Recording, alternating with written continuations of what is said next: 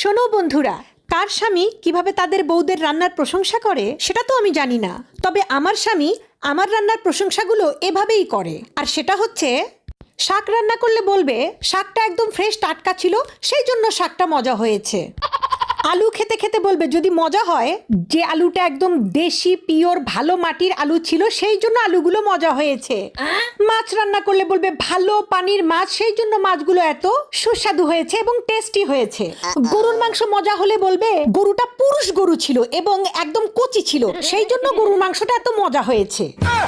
আর সে যেগুলো স্পেশালি নিজে বাজার করে নিয়ে আসবে সেগুলো মজা হলে বলবে সে নিজে বাজারে গিয়ে স্পেশালি বেছে বেছে দেখে শুনে নিয়ে এসেছে, দেখেই মজা হয়েছে।